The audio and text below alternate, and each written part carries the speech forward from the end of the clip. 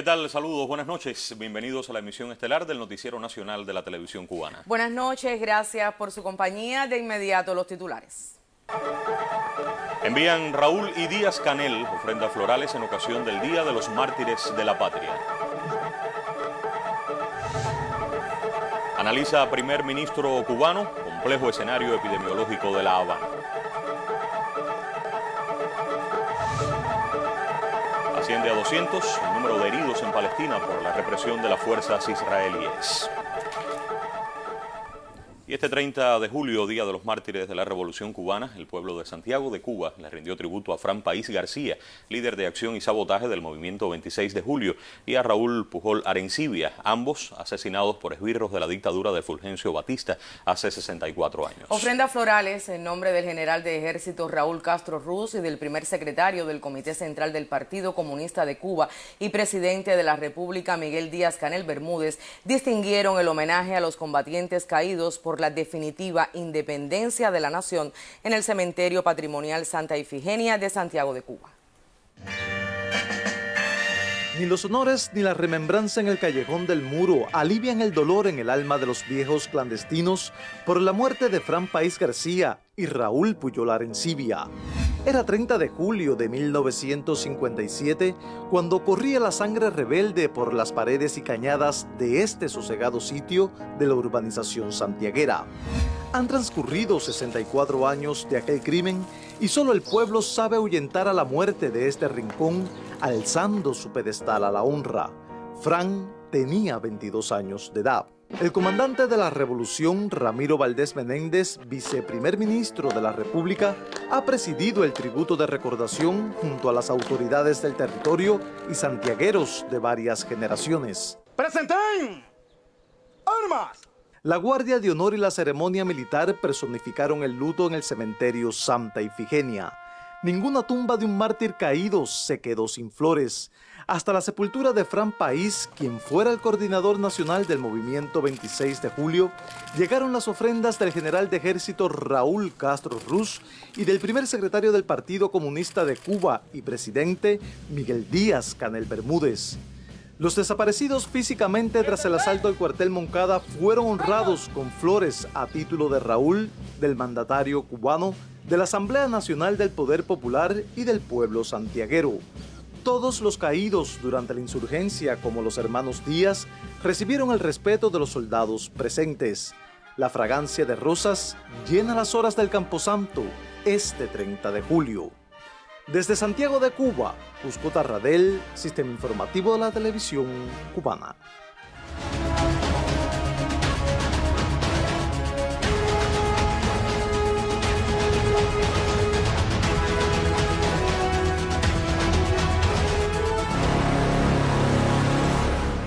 Y el miembro del Buró Político del Partido y primer ministro de la República, Manuel Marrero Cruz, chequeó junto a las autoridades de La Habana la situación epidemiológica de la provincia y el cumplimiento del plan reforzado de medidas para el enfrentamiento a la COVID-19. Es julio de 2021, el peor mes de la epidemia en La Habana, a partir del registro de los mayores reportes de contagio. Según la información ofrecida, todos los municipios capitalinos aumentan su tasa de incidencia, pero en el caso particular de Habana Vieja, Centro Habana, Marianao y La Lisa, superan el indicador provincial, fijado hoy en 629 por cada 100.000 habitantes.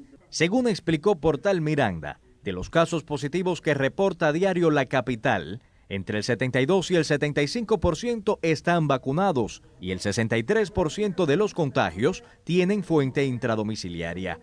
El titular del Ministerio de Salud Pública también explicó que la efectividad de la vacuna es hoy palpable en la tasa de letalidad del virus.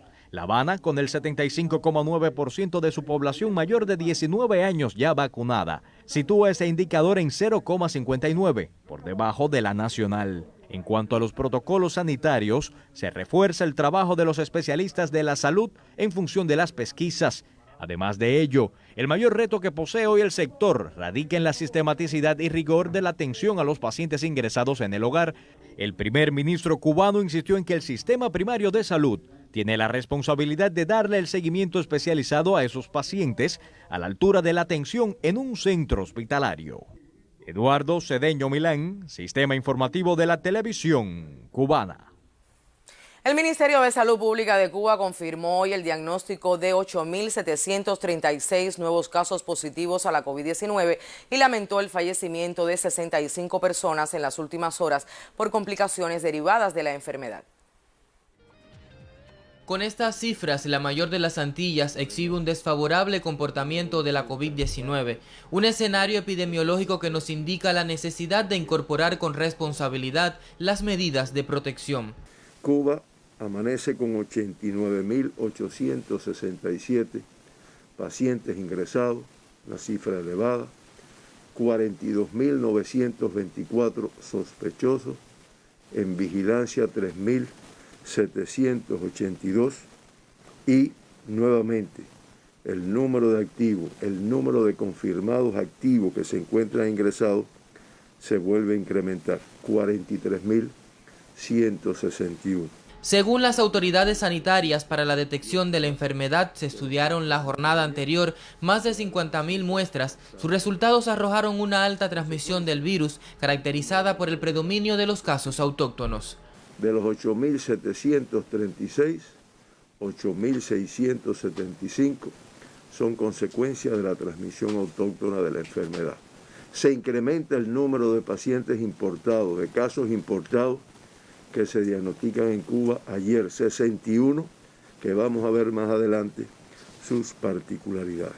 Aunque los ensayos clínicos para la vacunación en edades pediátricas no presenta contratiempos, los especialistas alertan sobre la elevada incidencia del virus en ese grupo etario. Nos sigue ocupando, no vamos a hablar de que nos sigue preocupando, nos sigue ocupando mucho el de menores de 20 años, por el riesgo que representa para la salud de estos niños, no solo de que puedan fallecer, porque algunos tienen comorbilidades, sino por las secuelas que puede dejar esta enfermedad.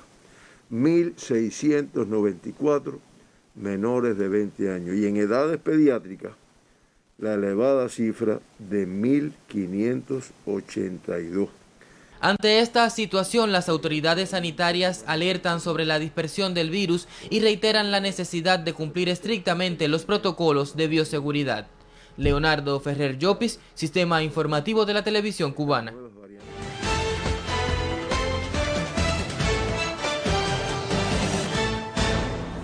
Tropas israelíes dejaron 200 palestinos heridos y 6 detenidos tras varios enfrentamientos. Las protestas se generaron luego del asesinato el pasado 27 de julio de un palestino de 41 años de edad. Los soldados sionistas también atacaron a los participantes en el entierro de Shawat Awad, asesinado mientras participaba en el funeral de un niño de 12 años. La semana pasada, Israel bloqueó el ingreso a Gaza de 25 camiones cargados con combustible procedentes de Qatar, destinados a abastecer la única central eléctrica de la zona. La ocupación de Tel Aviv en territorio palestino viola la resolución 2334 del Consejo de Seguridad de Naciones Unidas, que califica estos actos como una flagrante violación del derecho internacional. 4 personas murieron y 180 resultaron heridas como consecuencia de los incendios forestales en Turquía en los últimos 3 días. El jefe de comunicaciones de la presidencia confirmó que las instituciones y organizaciones del país responden a la catástrofe. Se apagaron 57 de los 71 incendios. Alrededor de 4.000 personas continúan las labores de extinción y rescate. El ministro de Medio Ambiente y Urbanización, Murat Kurum, indicó que se realizan evaluaciones de daños y brindarán transporte y asistencia a sus ciudadanos. Las autoridades pidieron a la población no especular sobre los posibles motivos de las llamas. Y en el Día Mundial contra la Trata de Personas mostramos algunos datos de la migración a Estados Unidos por el sur de ese país. Muchos de los indocumentados que intentan cruzar la frontera con México son víctimas de la trata de personas.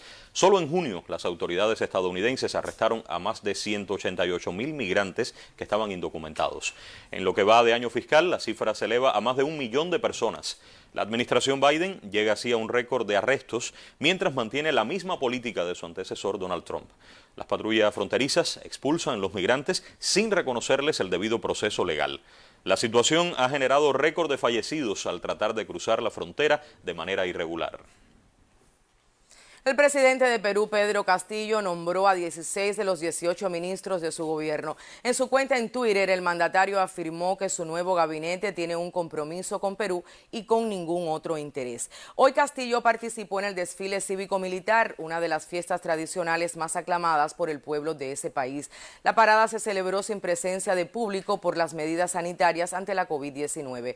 Junto al jefe de Estado peruano estuvieron el nuevo ministro de Defensa, Walter Ayala, y otros 60 invitados. Durante el desfile, el Instituto Geofísico del Perú reportó un sismo de 6.1 grados. El nuevo mandatario, al recibir la noticia, se retiró para atender la emergencia. Y el canciller de Chile, Andrés Ayamán, se unió al coro mediático contra Cuba. En declaraciones recientes dijo que en nuestro país hubo represión luego de los disturbios del pasado 11 de julio en la isla, catalogándolos de pacíficos. Pero, ¿quién es este señor? ¿A qué debe sus pronunciamientos? Sobre el tema reflexiona hoy el periodista Ortelio Martín. El ministro de Exteriores del país sudamericano, ahora defensor de los derechos humanos en Cuba, tiene una larga carrera política en su país, donde justamente ha defendido lo inobjetable. Yo lo califico de gobierno militar y de gobierno autoritario. La defensa al dictador bajo un ropaje democrático quizás sea su expresión en el gobierno que representa, el cual ha lanzado a su policía y ejército en más de 6 meses continuos a reprimir y a matar a su pueblo rebelde que a sangre y fuego, de manera masiva, lucha por los derechos que los cubanos tenemos como conquistas de la revolución y que hoy protegemos. Ayamán llamó a las autoridades cubanas a no eliminar las legítimas expresiones ciudadanas. No es en Cuba donde las fuerzas del orden dispersan con gases lacrimógenos y utilizan camiones lanzaguas contra las personas. Y no es en Cuba donde la policía lanza balines a los ojos de quienes tienen expresiones ciudadanas. Perdí la visión total y recién el jueves pasado me pudieron sacar el balín. Ahora también me sacaron el ojo y voy a tener que ocupar una prótesis. Las cenizas de un hijo del canciller chileno, Andrés Ayamán, reposan en Cuba, a donde vino en vida a recuperarse de una lesión, a pedido expreso del comandante en jefe Fidel Castro, quien le ofreció ayuda. Viajamos durante aproximadamente 10 años y yo siempre lo digo porque para mí es una cosa que a mí y a mi familia nos impresiona. Mire, Fidel Castro no solamente nos ayudó, sino que él durante muchos años se preocupó personalmente de la recuperación de Juan Andrés. Mire, se preocupó durante todos los años que fuimos a Cuba, personalmente y directamente, de sus progresos, de su tratamiento. Quizá inconscientemente el canciller chileno hizo sus declaraciones. Tal vez no sepa que de progresar el coro atizado desde la Casa Blanca y para el que ha prestado su voz, lleve las bombas y la metralla yanqui hasta sitios de reposo de seres queridos bajo el ropaje democrático y de defensa de expresiones ciudadanas. Ortelio Martín, Redacción Internacional.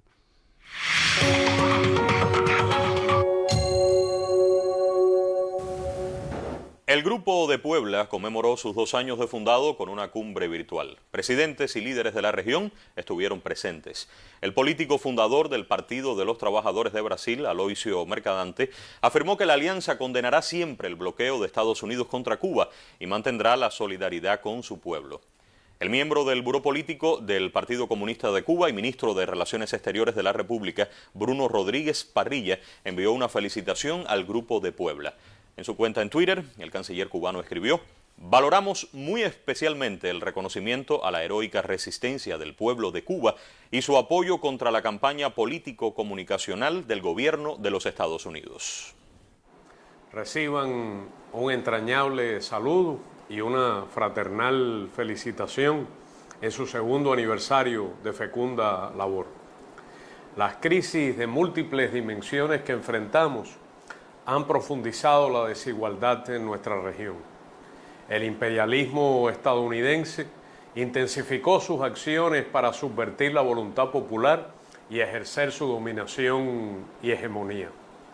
Frente a estas realidades, se requiere de la mayor unidad entre las fuerzas progresistas y de izquierda.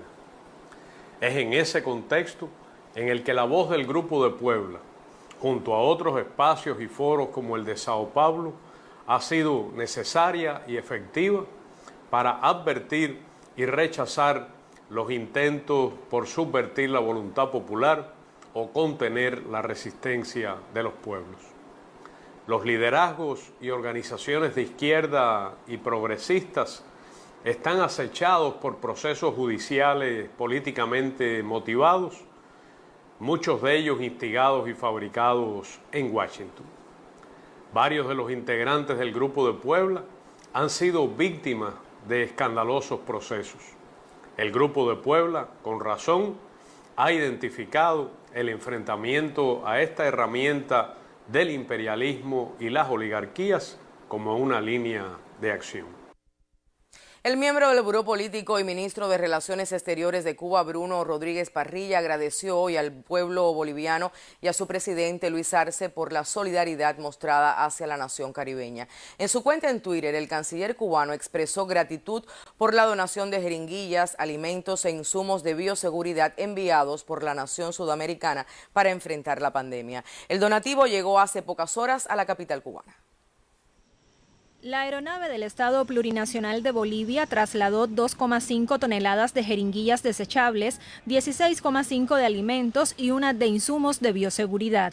Autoridades de ese país destacaron que el envío fue aprobado mediante decreto supremo para socorrer al pueblo cubano que enfrenta el impacto del bloqueo económico, comercial y financiero impuesto por los Estados Unidos y un significativo incremento de casos positivos a la COVID-19. Ha sido una iniciativa que ha tenido nuestro hermano presidente del Estado Plurinacional de Bolivia, Lucho Arce, que ha sido por supuesto acompañada con todo el cariño, con todo el amor, por todo el gabinete y por todo el pueblo boliviano que también se está uniendo. El presidente de esa nación suramericana, Luis Arce, denunció en su cuenta en Twitter que esa política hostil de más de 60 años afecta hoy más que nunca los derechos a la salud y alimentación de los cubanos. Aquí estamos firmes apoyando a la revolución cubana, al pueblo cubano, al gobierno de nuestro hermano presidente Díaz-Canel. La ministra de Comercio e Interior, Betsy Díaz Velázquez, reiteró el agradecimiento por el solidario gesto en momentos tan complejos para el país. Estamos muy agradecidos. Bolivia siempre ha sido uno de nuestros hermanos. Nada es poco, los pequeños detalles hacen las grandes cosas. Nosotros también lo hemos hecho así, en un momento donde el pueblo cubano pasa por una situación compleja, tanto desde el punto de vista epidemiológico como desde el punto de vista de la alimentación. Nosotros, hemos recibido donativos de otros países, hemos buscado diferentes principios y criterios de distribución, le estamos informando a nuestro pueblo a dónde van los productos que recibimos. Se están recibiendo con mucho amor, con mucho agradecimiento. Con este cargamento de alimentos e insumos médicos, Bolivia se une a países como Venezuela, Nicaragua, México, Vietnam y Rusia, que han mostrado su solidaridad con la mayor de las Antillas. Daimi Díaz Breijo, Sistema Informativo de la Televisión Cubana. Mientras esto ocurre, la empresa mayorista de productos alimenticios y otros bienes de consumo de Cienfuegos distribuyó a varias bodegas el primer envío de aceite como parte de los donativos que recibe paulatinamente nuestro país. Con los detalles, la periodista Mayelín del Sol.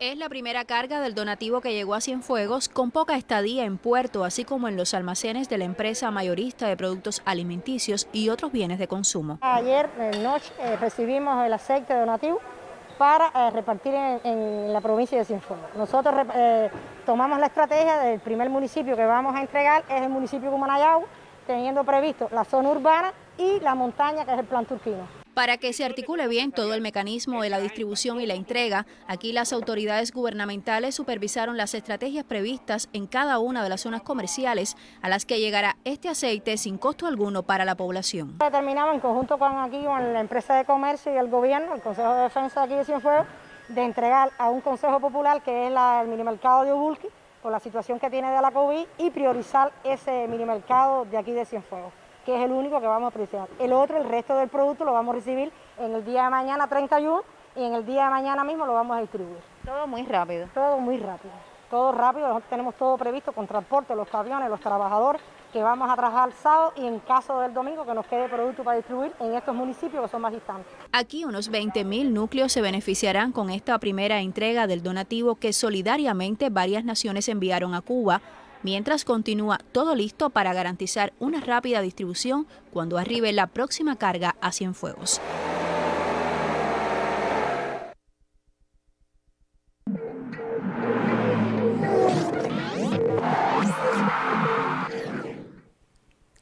Muy buenas noches. Una jornada intensa vivió la delegación cubana este 30 de julio en los Juegos Olímpicos de Tokio. Desde la sede, el colega Pablo Otero nos cuenta. Bien, muchísimas gracias, Alejandro. Un saludo para ti, por supuesto, para todos los cubanos que están en sintonía con el noticiero estelar. Tuvimos una jornada reciente aquí en los Juegos Olímpicos llena de alegría, por supuesto encabezada por nuestra judoka Idalis Ortiz, que sube por cuarta vez en su carrera deportiva a un podio de premiaciones en unos Juegos Olímpicos. Se convierte nuestra judoka Idalis Ortiz en 4 veces medallista olímpica. Cumple con su objetivo de llegar aquí y subir al podio. Vamos a ver las declaraciones que le dio a la colega Giselle Filiu. Primero que nada debo decir que estoy muy feliz con mi 4ª medalla en Juegos Olímpicos y más en estos Juegos Olímpicos. Todo el mundo sabe por toda la situación epidemiológica que hemos estado pasando, donde en algún momento de la vida pudimos haber dudado que estos Juegos Olímpicos no iban a ser posibles.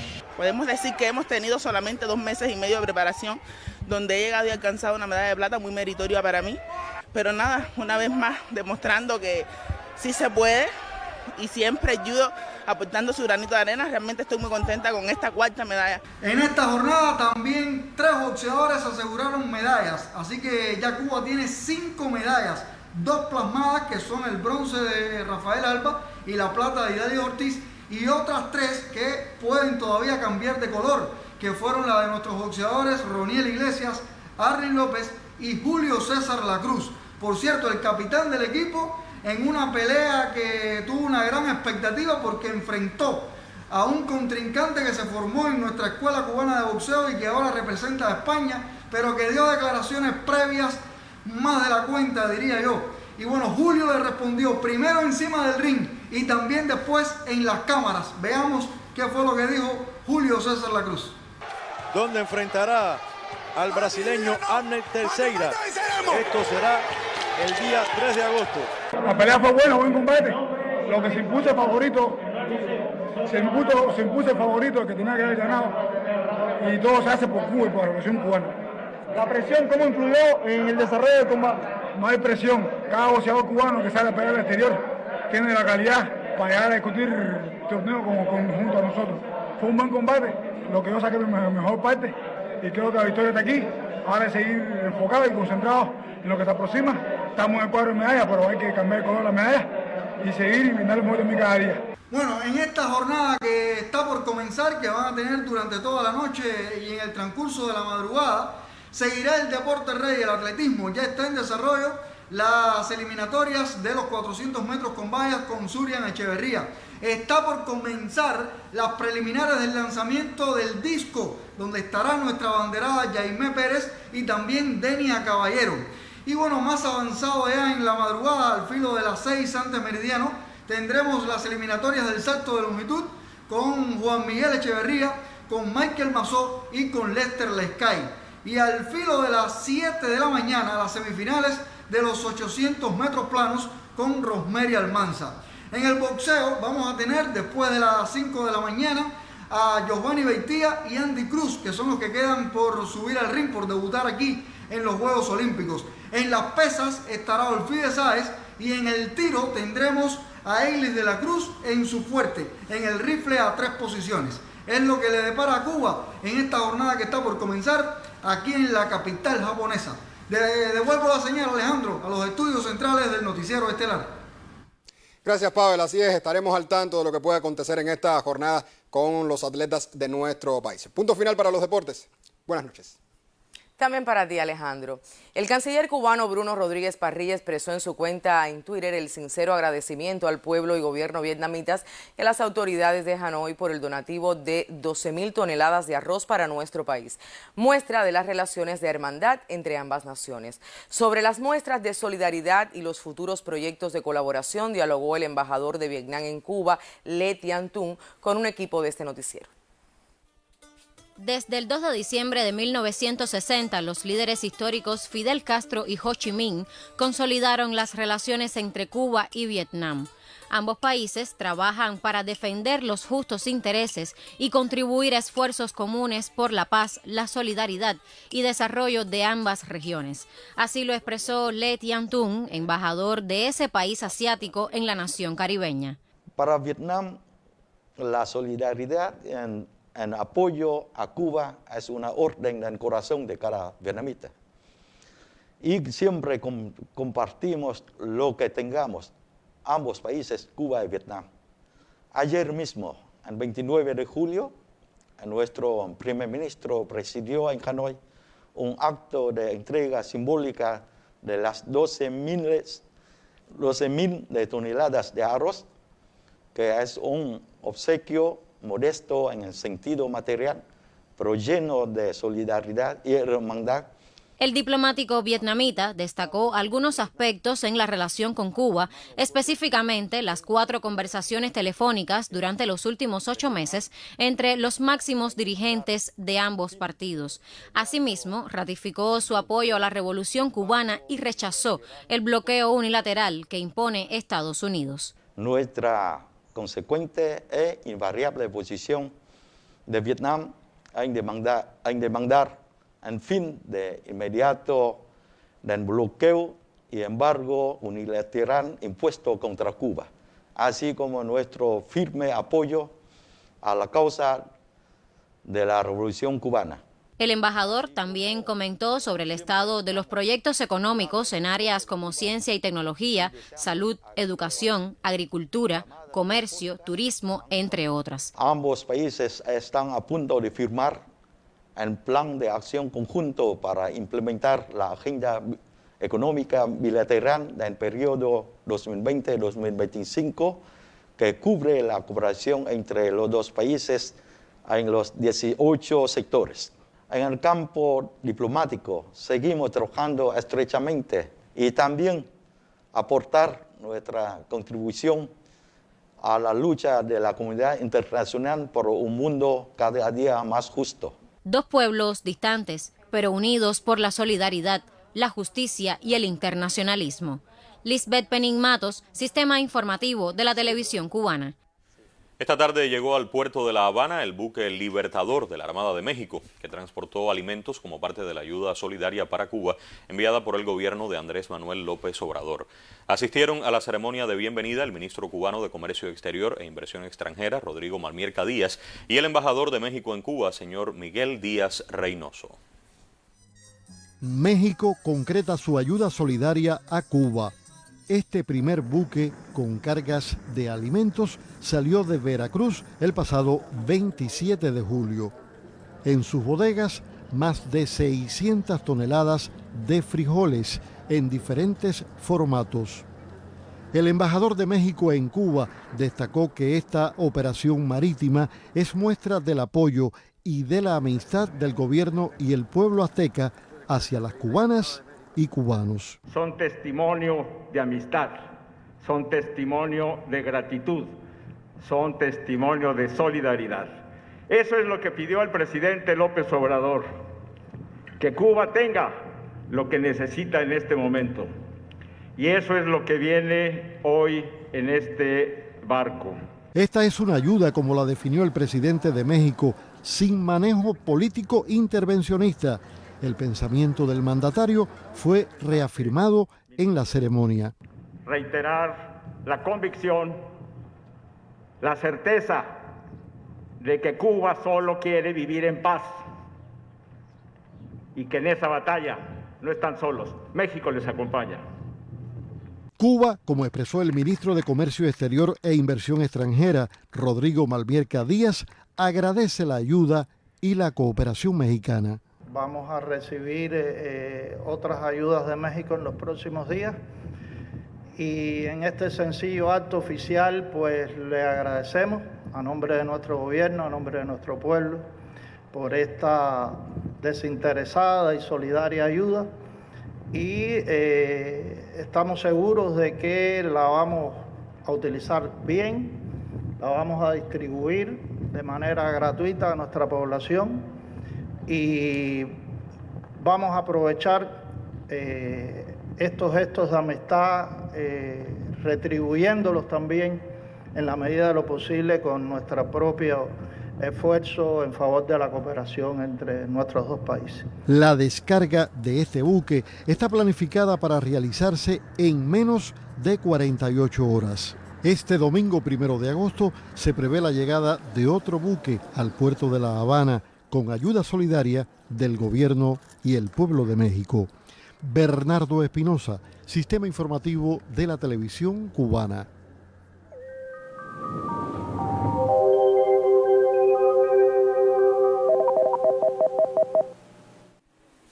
Buenas noches. Continúa con poco cambio las condiciones del tiempo en el área del Caribe, con una marcada influencia de las altas presiones oceánicas que en las capas bajas y medias de la atmósfera impone un flujo cálido y húmedo del sudeste al sur que, en combinación con el paso de las ondas tropicales por los mares al sur, incentivan la actividad de chubascos y tormentas eléctricas en la tarde, como se puede apreciar en las imágenes satélite meteorológico en localidades del interior y sur, del centro y del oriente, y en algunas localidades principalmente de la costa norte de la región occidental, aunque también ocurren en algunas zonas del interior del occidente. Estas condiciones estarán variando poco para las próximas horas. Tendremos un amanecer con poca nubosidad y parcialmente nublado en algunas localidades de Pinar del Río y en la Isla de la Juventud. Desde el final de la mañana estará parcialmente nublado y se nublará en la tarde en la costa norte occidental y en zonas del interior y sur del resto del país, con la ocurrencia de algunos chubascos y tormentas eléctricas. Las temperaturas con poco cambio, las mínimas en la madrugada entre 22 y 25 grados Celsius, y el día se mantendrá cálido con máximas en la tarde entre 32 y 35 grados Celsius, incluso pudieran ser superiores en algunas localidades del interior y sur. Los vientos se mantienen del este al sudeste con velocidades entre 10 y 25 kilómetros por hora. Habrá oleaje en ambas costas orientales y poco oleaje en el resto de los litorales. Para los próximos días, poco cambio en las condiciones del tiempo, calor con algunos chubascos y tormentas eléctricas en la tarde, principalmente en zonas del interior y sur. En resumen, para mañana, poco cambio en las condiciones del tiempo, calor y algunos chubascos y tormentas eléctricas. Esto es todo en cuanto a la información meteorológica. Tengan todos feliz noche y hasta mañana. Hasta mañana, Ginelis. El canciller cubano Bruno Rodríguez Parrilla rechazó en su cuenta en Twitter la inclusión de la Policía Nacional Revolucionaria y sus dos principales jefes en listas espurias de Estados Unidos, según calificó en esa red social. Rodríguez Parrilla sentenció que estas medidas se suman a la agresión para justificar el bloqueo contra Cuba. Washington vuelve a acusar al gobierno cubano sobre la supuesta represión policial a los participantes en los disturbios y hechos violentos del pasado 11 de julio. Las nuevas medidas son parte de un programa más amplio contra la mayor de las Antillas que busca socavar la independencia y la soberanía de Cuba.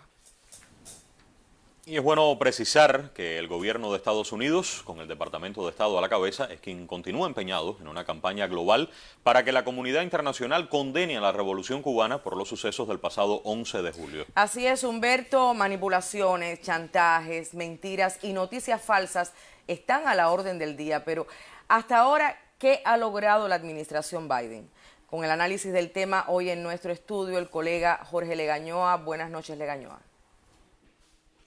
Saludos, amigos. La semana que concluye es elocuente en ejemplos del fracaso de la campaña internacional del gobierno del demócrata Joe Biden contra Cuba, y que ha puesto a no pocos funcionarios de la Casa Blanca y el Departamento de Estado a presionar hasta el infinito, chantajear y tratar de manipular a no pocos para lograr declaraciones de condena a la revolución cubana por los sucesos de hace casi 3 semanas. En apretado resumen le describo el panorama. La Organización de Estados Americanos, la OEA, que por cierto tiene su sede central en Washington, a pocas cuadras de la Casa Blanca, intentó hace 3 días celebrar una sesión extraordinaria de su Consejo Permanente para abordar lo que denominaron como crítica situación en Cuba. Pocas horas después anunciaron diplomáticamente que se suspendía hasta nuevo aviso la reunión. En otras palabras, no encontraron el apoyo suficiente de los integrantes de la OEA para la pretendida condena a nuestra nación. El lunes último, el Departamento de Estado anunció con bombo y platillos una declaración conjunta donde se critica a Cuba por la supuesta represión brutal de las pacíficas manifestaciones del 11 de julio y reclamaron al gobierno comunista respeto a los derechos del pueblo cubano y la libertad de los detenidos. Declaración del secretario Anthony Blinken, que habían circulado a numerosas naciones y que solo encontró el respaldo de una veintena de gobiernos. Y mira quiénes son los firmantes: Brasil, Colombia, Ecuador, Guatemala y Honduras, Corea del Sur, Austria, Polonia, Grecia y algunos otros pequeños países, todos con una alta dependencia de la política exterior y la ayuda de Washington. El texto llama la atención, no está firmado por aliados de peso como Gran Bretaña, Canadá, Francia, Alemania, Japón y España, a pesar de los estrechos lazos y el interés por trabajar de conjunto con el presidente Biden, tras el desprecio que recibieron durante los 4 años del republicano Donald Trump. Estados Unidos vuelve a los años de aislamiento en su postura respecto a Cuba, porque no lograron movilizar a la mayoría de la comunidad internacional. Y esa es una política fracasada. Que le pregunten a Barack Obama, que lo escribió en el propio despacho oval del presidente y lo repitió aquí en La Habana. El embargo, entiéndase el bloqueo, es una política fracasada. Lo dijo con esas palabras y no es chisme que me hayan contado. Lo escuchamos usted y yo en su discurso en el Gran Teatro de La Habana, Alicia Alonso. La historia, amigos míos, no se puede ignorar. Como tampoco pueden desconocer la Casa Blanca y el alto representante de la Unión Europea que Cuba cuenta con el respaldo de 184 naciones que le pidieron a Estados Unidos hace pocas semanas en Naciones Unidas eliminar el bloqueo económico, comercial y financiero contra nuestro pueblo, que ya dura 6 décadas. El alto representante Josep Borrell escribió: estamos muy preocupados por la represión de estas protestas. El pueblo cubano está sufriendo y el gobierno debe tomar todas las medidas necesarias para solucionarlo. Así lo dijo, directo el mensaje al gobierno, pero prefirió no referirse a Estados Unidos y señaló tímidamente que la flexibilización de las restricciones externas, incluidas las remesas y los viajes, o sea, el bloqueo norteamericano, pero lo dijo en otras palabras, sería útil a este respecto. Y concluyó Borrell que la Unión Europea está dispuesta a apoyar todos los esfuerzos encaminados a mejorar las condiciones de vida de los cubanos. Así lo escribió. Solo una acotación, y es que mientras el alto representante habla de disposición, escúchelo, México, Rusia, China, Vietnam, Bolivia, Venezuela, Nicaragua y numerosas personas a título individual ya han echado mano a lo poco o lo mucho que tienen para compartirlo con Cuba. Solidariamente, lo mismo una jeringa que 12.000 toneladas de arroz, como hicieron los vietnamitas, para apoyarnos en tan complejo momento sanitario y socioeconómico que vive el país. Justamente en las acciones solidarias, las donaciones y el apoyo incondicional de muchos en los últimos días, en las cientos de voces que se han escuchado en apoyo a la paz en Cuba y no para pedir intervenciones militares, justamente en esa cadena humana mundial de amor y no de odio anticubano, radica la derrota de los desesperados que vieron en el 11 de julio la salida, la derrota express de la revolución. Vendrán nuevas medidas unilaterales, como la que acaban de anunciar contra la Policía Nacional Revolucionaria Cubana y 2 de sus principales dirigentes. Ojalá ellos, los que odian, logren entender que la revolución no es una persona, no es una institución, son millones, la mayoría con la voluntad de seguir adelante y resolver nuestros problemas, que no son pocos y usted lo sabe, resolverlos aquí y no en Washington o la Florida, como algunos pretenden. Manténgase informado, la verdad necesita de nosotros.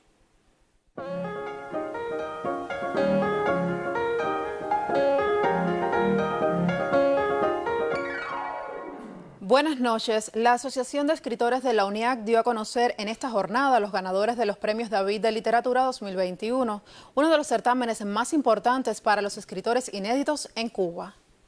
Por segundo año consecutivo, el certamen ha tenido desde las plataformas digitales su principal escenario.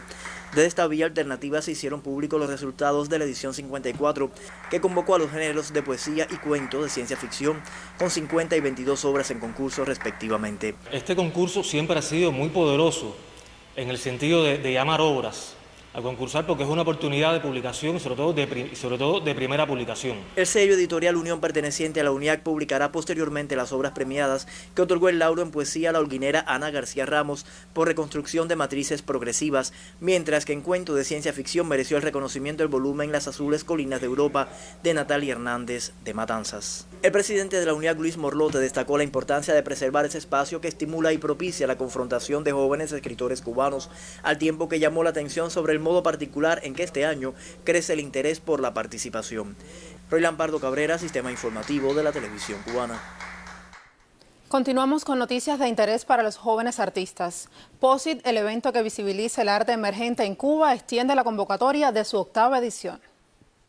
POSIT es un concurso nacional, por eso estamos haciendo énfasis que los artistas de provincia que también han tenido este problema de conexión y que por tanto no han podido hacer llegar sus proyectos, pues tienen 15 días. Los estamos exhortando tanto a que acudan o a las filiales del Fondo Cubano de Bienes Culturales, las filiales provinciales o a cualquier otra institución que los pueda apoyar para que nos hagan llegar las propuestas. De igual forma pueden ponerse en contacto directo con nosotros y aclarar cualquier duda para flexibilizar de la mejor manera posible cómo pueden hacer llegar esos proyectos, si tenemos que fraccionar los correos, si tenemos que organizar la información de manera diferente con tal de que se pueda completar su aplicación una vez aquí en La Habana y que pueda ser examinada por el comité de selección. Se va a mantener a través de vías virtuales, o sea, recibiendo a través del correo electrónico o del número de WhatsApp de la galería, y también por favor que se comuniquen con nosotros para buscar todas las formas posibles de comunicación. Y con esta información finalizan las notas culturales. Buen fin de semana. También para ti, Esther. Y la familia Expósito Cairo, residente en el kilómetro 4 de la carretera a Viñales en Pinar del Río, brindó su vivienda para la habilitación de un vacunatorio. Más de 800 habitantes de esa zona rural se benefician con la primera vacuna de su tipo concebida en América Latina. Carlos Manuel Expósito y Catherine Cairo comparten hoy su vivienda con vecinos y personal sanitario que lleva hasta el kilómetro 4 de la carretera Viñales de Pinar del Río, un destello esperanzador en medio de la actual situación epidemiológica. Junto a su hijo Manuel Alejandro, brindaron su hogar para que más de 800 personas recibieran las dosis de Abdala, la vacuna cubana que hoy llega a zonas rurales del área de salud Hermanos Cruz del municipio cabecera. Preparamos las condiciones a casa de mi abuela, trasladamos todas las cosas. Se limpió, se ordenó todo, se hicieron los distintos departamentos para atender a la población. Se consideró que se podía vacunar porque tenía las condiciones óptimas y el espacio suficiente para vacunar la cantidad de población que se debía de vacunar. Manuel Alejandro desde casa también participa en la intervención poblacional al ser estudiante de la Universidad de Ciencias Médicas de la provincia Ernesto Guevara de la Serna. Tomando temperatura, ayudando a la enfermera con la presión, tomando datos, la primicia para pasar después a la consulta. El vacunatorio para los pacientes del consultorio 153 del Policlínico Hermanos Cruz tiene la calidez familiar y la solidaridad que engrandece a los cubanos. Son muy cooperadores en todos los sentidos y es una familia que siempre ha cooperado con el consultorio y espontáneamente se brindaron para si hacía falta. Ha sido un acto de humanidad por dos partes. Primero por mi barrio, mi localidad. Que me gusta representar la población, mi comunidad, mi consultorio. Y también por mi carrera. Me da orgullo de que tenga la oportunidad de prestar mi hogar para actos como este. Abdala late con el humanismo que esta familia enseña a los suyos, un acto que ennoblece y muestra la virtud del alma por la vida. Desde Pinar del Río, Yoslaine Sánchez Arronte, Sistema Informativo de la Televisión Cubana. Finaliza así la emisión estelar de viernes. Por su atención, muchas gracias. Pasen buen fin de semana. Para ti también, Humberto. Lo propio. Excelente fin de semana para todos y les recomendamos mantenernos informados y protegiéndonos. Buenas noches.